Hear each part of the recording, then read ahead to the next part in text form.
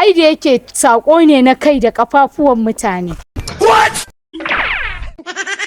Ku danna mana subscribe domin samun nishadantuwa a Alƙur'an yunwa nake.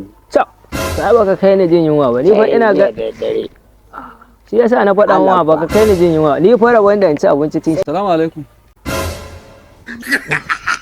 Assalamu alaikum.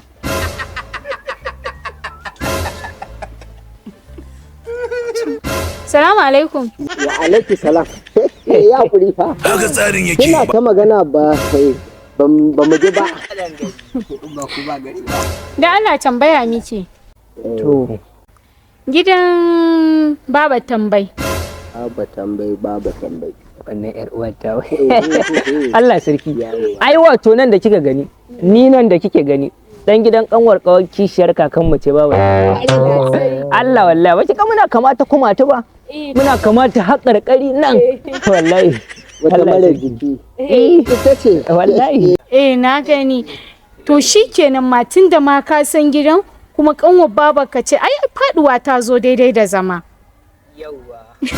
Dama saƙo ne a jakan nan za a kai mata. Kwarai kuwa. Yawwa. Sako na menene fa? Ai da yake saƙo ne na kai da kafafuwan mutane. Inda ka ce ka santa sai ka karɓa. Wallahi. Amshi.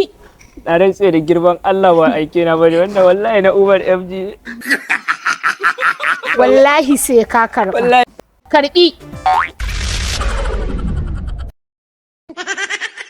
Yawwa baby, kaga dama wannan hulan ne matsala kawai. Yanzu ka saka a kanka. To ta mana baby. To shikenan. Kaga shikenan za mu iya tafiya. Ayo. To mu tafi.